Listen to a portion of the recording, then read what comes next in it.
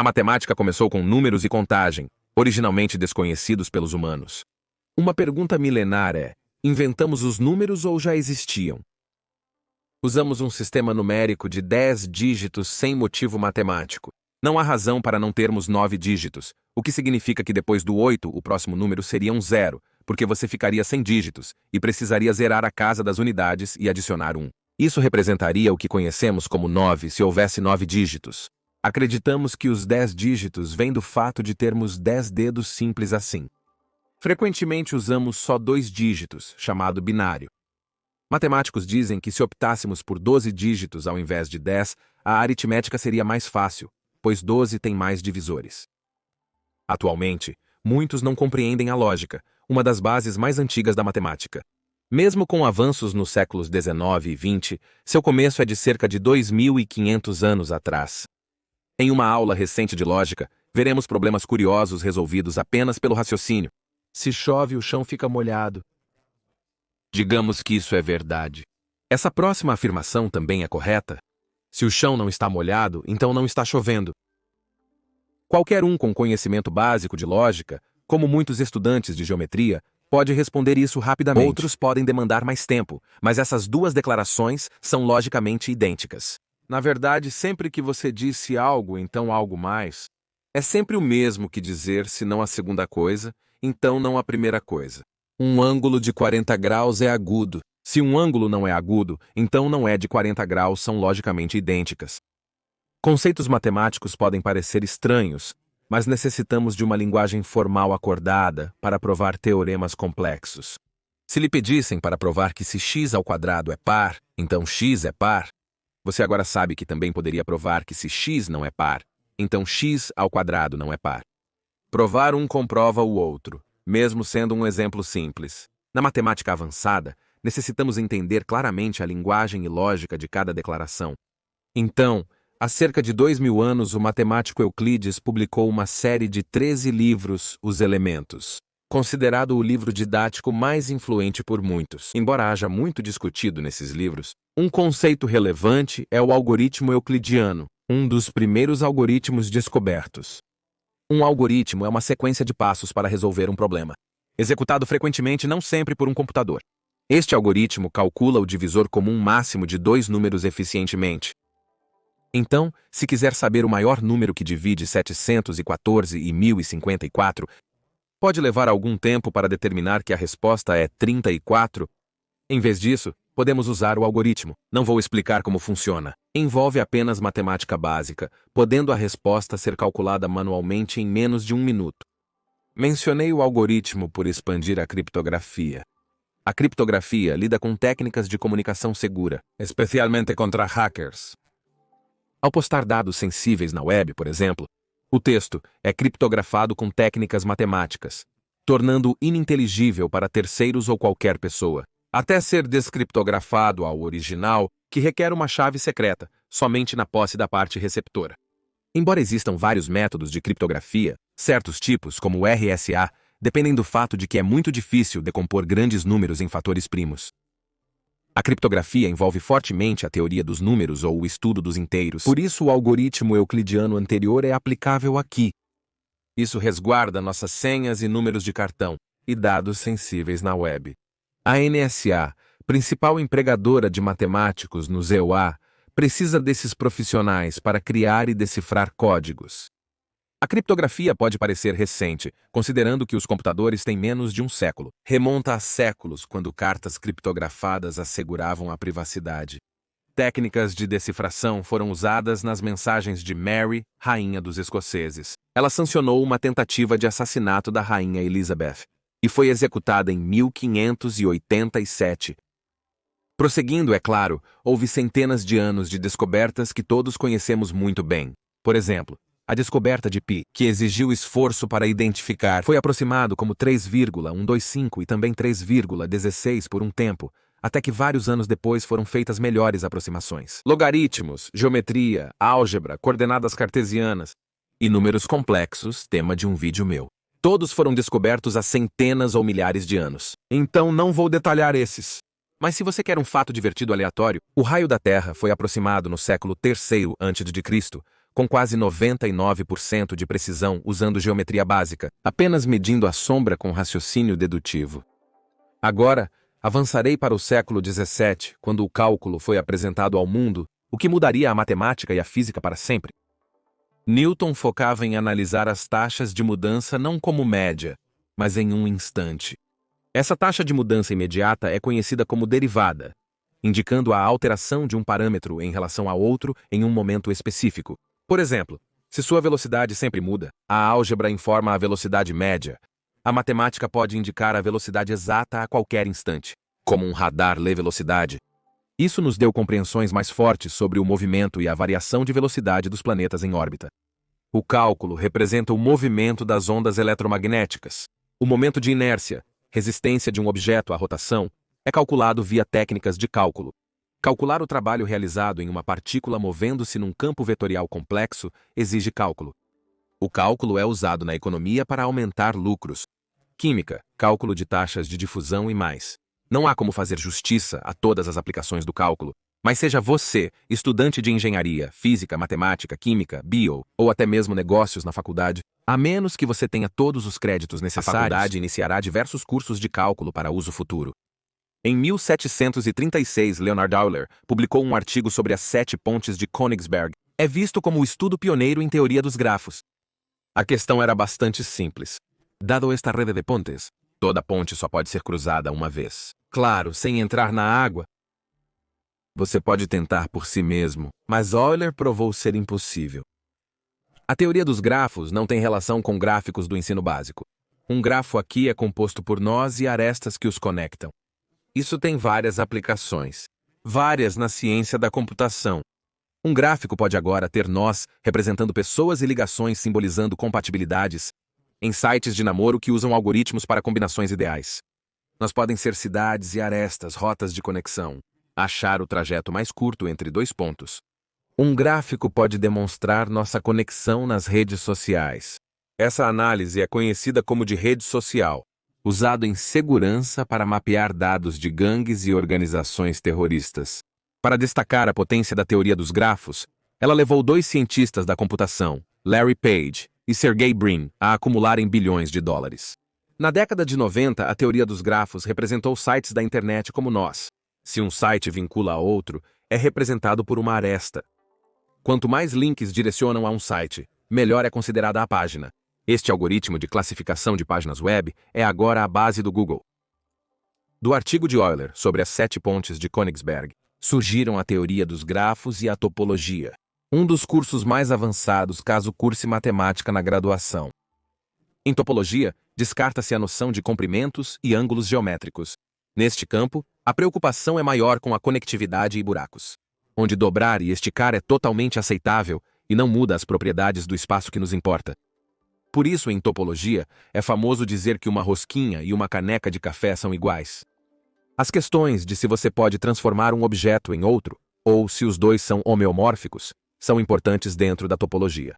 Analisará formas complexas, objetos de altas dimensões e nós.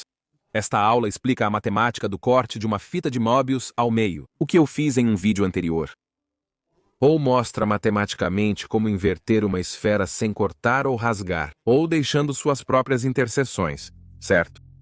Isso é uma esfera virando do avesso? A topologia é usada na teoria quântica de campos e cosmologia. A relatividade geral concebe o espaço-tempo como uma variedade quadridimensional lorentziana. Isso implica conceitos de topologia. Em robótica, o espaço de configuração, representando todos os estados do robô, pode ser modelado com topologia.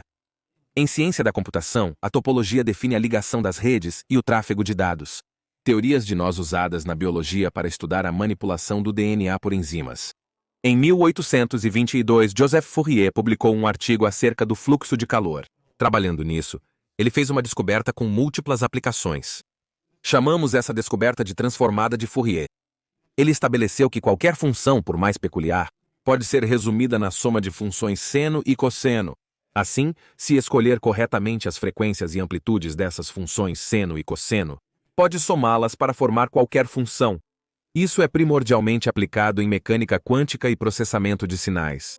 Ao analisar sinais reais como um de radar, um sinal de imagem digital, som ou luz. O sinal físico pode ser complexo e pouco informativo.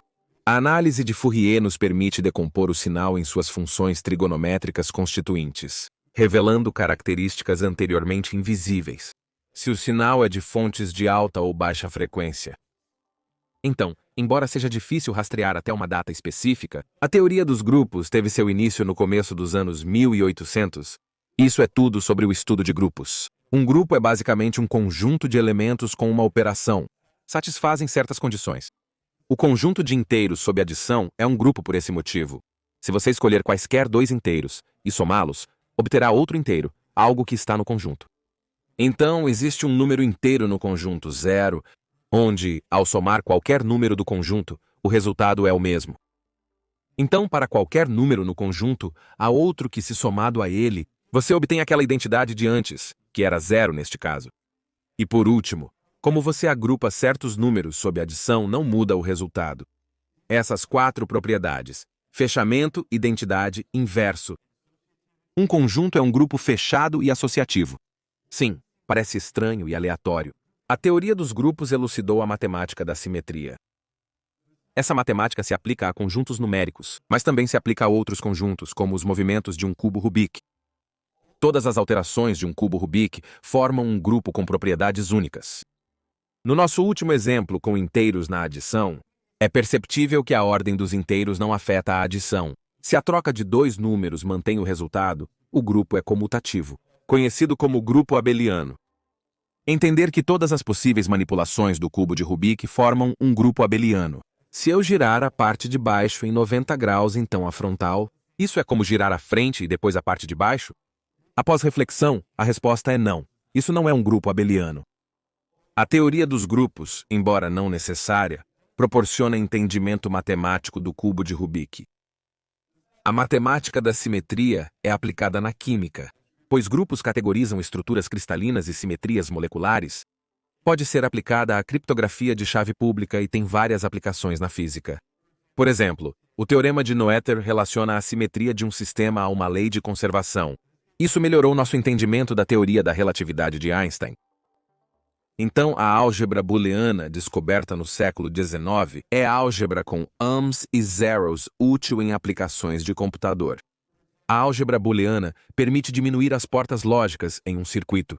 Essas portas lógicas invertem e transmitem uns e zeros, no PC. Menos delas, mais rápido o computador funciona. Em 1874, o matemático George Cantor publicou um artigo sobre uma propriedade da coleção de todos os números algébricos reais, onde iniciou a teoria dos conjuntos na matemática. Um conjunto é uma coleção de objetos. Pode ser um conjunto de cores, pessoas, números primos, pares, etc., onde cada membro é um elemento do conjunto.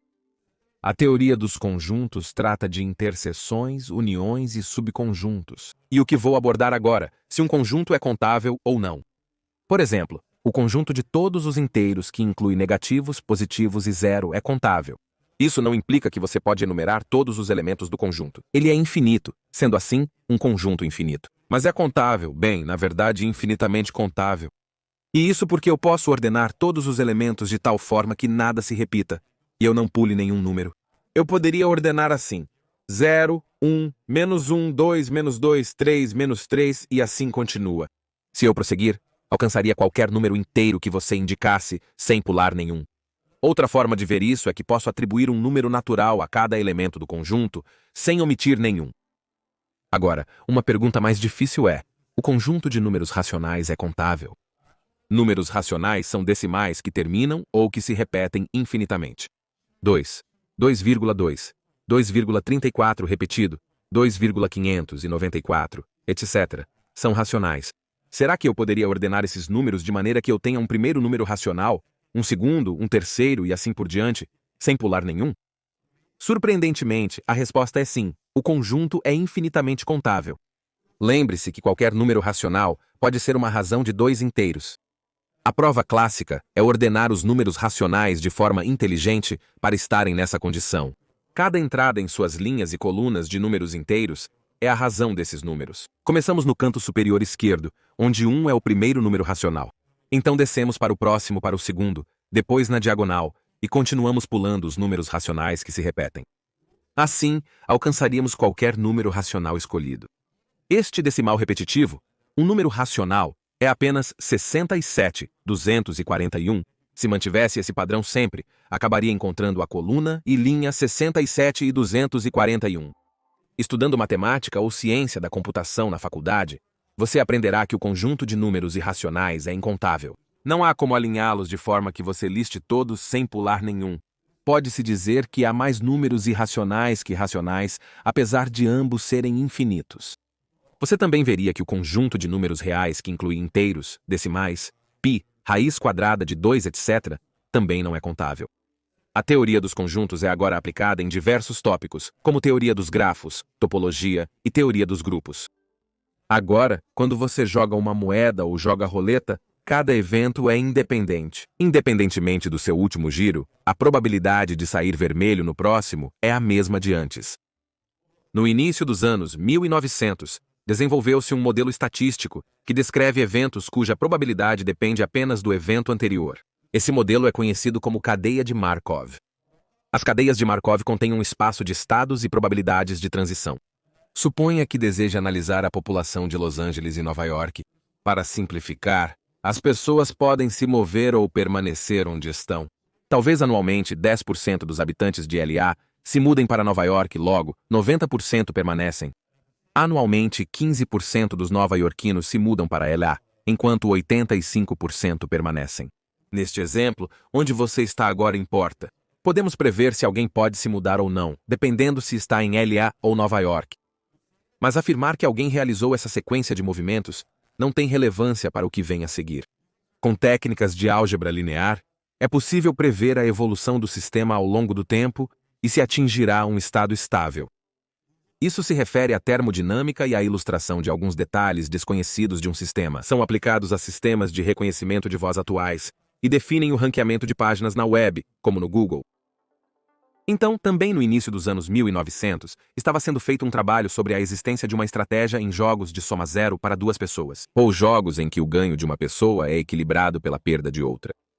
Iniciado por John von Neumann em 1928, o campo conhecido como teoria dos jogos, que estuda a tomada de decisões lógicas e estratégia em situações competitivas, expandiu-se rapidamente ao longo do século XX. Um dos jogos mais famosos que surgiu nos primeiros dias deste campo foi o Dilema do Prisioneiro, onde você e um cúmplice foram presos por cometer um crime. Vocês são separados, podendo optar por silenciar ou delatar o outro como culpado. Dependendo das suas ações, vocês podem ser presos ou libertados. A questão aqui é o que é do seu melhor interesse fazer, especialmente sem saber o que a outra pessoa dirá. Este campo expandiu suas aplicações para a economia, ciência da computação e outros campos. Na ciência da computação, a teoria dos jogos modela interações entre provedores de nuvem na computação em nuvem, onde os custos são minimizados e outros fatores maximizados. Em economia, se aplica a leilões, fusões e aquisições, onde cada parte busca máximo benefício. Análise financeira, lançamento de novo produto e mais. Na década de 1880, o matemático Henri Poincaré estudou o problema dos três corpos. Estuda o movimento de três massas pontuais. Por exemplo, o movimento da Lua, Terra e Sol sob sua atração gravitacional mútua. É bastante viável analisar o movimento de dois corpos em órbita com as leis de Newton. Adicionar um terceiro torna realmente difícil. Poincaré descobriu que pequenas alterações na posição e velocidade inicial dessas massas resultariam em comportamentos distintos ao longo do tempo. Este foi o início da teoria do caos, campo matemático que trata de sistemas dinâmicos sensíveis às condições iniciais. Após suas contribuições, o campo desacelerou muito devido à escassez de poder computacional da época.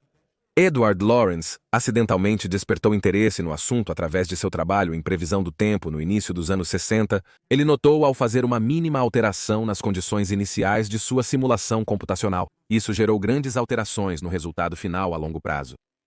Talvez você conheça o efeito borboleta. Um exemplo metafórico.